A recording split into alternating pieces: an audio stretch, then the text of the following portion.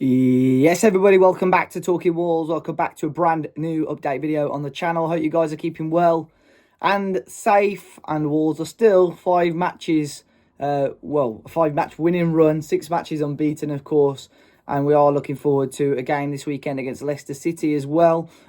Before I bring all of that sort of stuff to you later on in the week, I've got an update video for you today on the latest news as we do approach the end of the season and the summer transfer window. I'm hoping to do a video in the next day or two as well about what I think needs to be the priorities and the plans for Wolves now that our Premier League safety is officially confirmed. But probably bring that to you guys on Wednesday or Thursday. And any thoughts on that, obviously let me know in the comment section down below. But we'll start off with a big talking point, which is about Matheus Cunha. Of course, we knew that a move away from Matheus was going to be imminent. We were just really waiting to see who was going to pounce first on Cunha. And it looks like that team is going to be Manchester United, the team that Wolves beat and got the league double over, confirmed on Sunday. Look like they are leading the race to sign Matheus Cunha at the moment. A number of sources jumping on this one.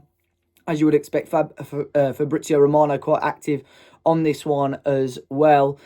United are quite keen to try and push on with this. They do appreciate and understand there's a number of other clubs interested, as you would expect, when there's a release clause of that sort of fee involved for a player that's got that amount of goal contributions. £62.5 million is the release clause for Wolves. It's believed that or at least Wolves are open to talking about and discussing different ways of payment. Traditionally, a release clause would be £62.5 million. You give us all the money up front or you forget about it. But it's thought that Wolves may be quite flexible in regards to this, i.e. across instalments, or a club will pay a little bit more to get it on better payment terms. As Manchester United, especially with where they are on the table, as of right now, not secure in European football, they're not in the best place financially to fund this deal at the moment. But it sounds like Ruben Amorim is really keen to try and get this one over the line. Other clubs, of course, are going to be interested. Newcastle have been heavily interested. Arsenal have been heavily interested. Those two teams more than likely are going to get European football. Or as Manchester United right now, we just don't know the situation that they're in. There are a lot of Wolves fans turning their nose up at this because obviously Matheus Cunha did an article with The Guardian talking about his ambitions and how he wants to win trophies and why is he moving to Manchester United. It's such a sideways move. If we take our sort of old gold-tinted glasses off for a second, Manchester United are still a massive club. They're in quite a bad patch at the moment. I have no doubt about it. But in terms of reputation, they are still a huge club, Manchester United.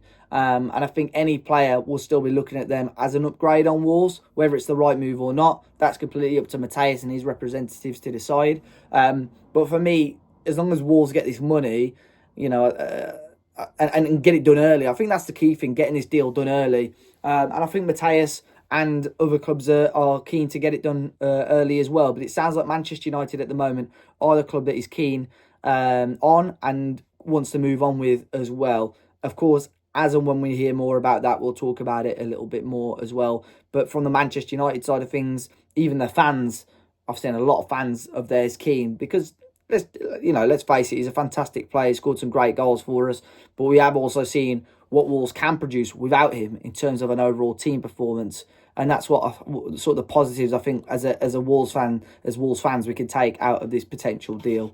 Sam Johnstone, we had some news over the weekend. Of course, Sunday was a really intriguing situation. It's quite rare for your goalkeeper to go down injured, and that's what we saw with Jose Sarr at Old Trafford on Sunday. Sam Johnstone, just so cryptic at the moment. Is he ill? Is he injured? Does he just not want to play? It's obvious his future doesn't lie at Wolves anymore, so he's likely to be moved on. But he wasn't with the squad on Sunday, so Dan Bentley stood up, ended up getting a clean sheet at Old Trafford, which I'm sure he'll be delighted with. Tom King was on the bench. Sam Johnstone, nowhere to be seen. But we had, on Easter Monday, we had links with Leeds United, the team that have just got promoted back to the Premier League. They've had some goalkeeper issues of their own, with the French lad Melier struggling in certain games. So Sam Johnstone will probably add that Premier League experience that they want. Of course, Wolves signing for £10 million. Are they going to get close to that fee? We're not too sure. Now, this was reported by Alan Nixon of The Sun. I know, again, people normally turn their nose up at The Sun, but Alan Nixon was pretty much bang on and quite close to the action when Sam Johnstone originally signed for Wolves. So I have faith that he has some links in and around the representatives of Johnstone. So I do think this one may have some legs. But yeah, Sam Johnstone is probably a player that Wolves will want to move on eventually. And again, then it will be interesting because the goalkeeper situation has had question marks over it over the last couple of years. Wolves have sort of wanted to dip in that market. Jose Sarr, his sort of long-term future at Wolves has been debatable as well, but he seems to have settled down. So in terms of the market, do Wolves trust Dan Bentley again? Do they go in for another number 2? Do they go in for a number 1? It remains to be seen. But Sam Johnstone to Leeds at the moment may well have some legs. Fabio Silva, I mentioned him, and I seem to mention him quite often on these type of videos at the moment, has just won the Under-23s Player of the Month in La Liga. Had a pretty productive month, 2 goals and an assist in 3 games for him this season. Unfortunately, picked up a little knock over the weekend, which is a huge blow to Las Palmas, as they're still fighting, I believe, for safety in La Liga at the moment. Of course, last week I mentioned a number of Bundesliga clubs interested in him. It's thought that the value, or Wolves value him now at around the €20 million mark. But interestingly, there was quotes from both Fabio and Atletico Madrid manager Diego Simeone before they played over the weekend. Fabio Silva spoke quite highly about Atletico Madrid, how he believes they were one of the best teams in the world last week. Diego Simeone replied and was really complimentary about Fabio and how good he was as a player. There were historic links earlier on this season with Atletico Madrid and Fabio Silva. Does that indicate maybe a move is doable for Fabio to Atletico Madrid? Who knows? But definitely one to keep an eye on, especially with those two flirting in that press conference over the last 7 days or so. Quick one on a couple of current Wolves players as well. Nelson Semido, of course, contract up at the end of the season. Still no real indication on what's happening there. But Ojogo over in Portugal believe Wolves are going to make one last-ditch attempt to keep him. Vitor Pereira has made comments in pre-match press conferences over the last couple of weeks in regards to Nelson Semedo's importance. With him as captain, the team seems to have really, really settled down. And of course, Wolves have lost their last 4 captains in very, very quick succession. So, you know, it may well, or I think, Cody, Kilman, Neves. I mean, you can probably count Lamina in that as well, I suppose. He just lost the captaincy before he left. So it could be 5 in sort of 4 years or so, which would be a huge amount to lose in such a short space of time. And I mentioned it before, I think Wolves would probably be more open to this if the likes of Rodrigo Gomez and Pedro Lima had really stepped up. But I just don't think they've progressed maybe as much as Wolves would have wanted them to be completely honest. So I think there probably will be a little bit pushing a little bit more to try and get this contract over the line. Wolves are now mathematically safe. I think that would have been, in my opinion, probably one of the things that Nelson would have looked at. So, according to Ojogo, Wolves are going to try and make one last-ditch attempt to keep Semido. Pablo Sarabia, there were rumours today as well about his future. It's such a big discussion. We talked about it on the podcast if you want to go and check it out. I think Vitor really likes Pablo Sarabia, and is there a position where maybe Wolves can keep him? There was someone that commented on the podcast, apologies because I haven't got the screenshot or anything, but he mentioned that you could keep Pablo, on the same terms for another year or so, and that would still be cheaper than bringing someone in on 40k plus and paying a transfer fee over the year or so. So I don't know. I think there's situations to be had, but in Spain there were rumours and reports today about Pablo Sarabia and his contract, and he's still looking for one maybe big last payday. There's interest in Spain, there's interest in Saudi, there's interest in America in Pablo Sarabia. Just depends on how settled he is in Wolverhampton and in England, how well he's getting on with Vitor. But sort of on the face of it, it looks like he's doing well. But as a player, does he want to be starting more games? Because I think as an impact player, to have the luxury of bringing someone on with that quality, well, it is a luxury, but he's proved over the last couple of games against Ipswich and against Manchester United, he's proved that he can help, and he's still got the quality to help Wolves if needed. Hugo Bueno as well is a player that there has been interest in. Bournemouth were interested in him. I mentioned that on the last update video. But according to Liam Keane of the Express and Star, Hugo Bueno is a player that Wolves really want to reintegrate back into the plans at Molineux next season. Of course, there's question marks over Ryan Aït-Nouri's future at the club. Although there's no solid links at the moment, there's sort of noise from in and around the club that maybe Ryan is going to be the other big sale alongside Matheus Cunha in the summer. And Hugo Bueno, I think this is one of the best. This could have been one of the best situations for Wolves in terms of sending a player out on loan.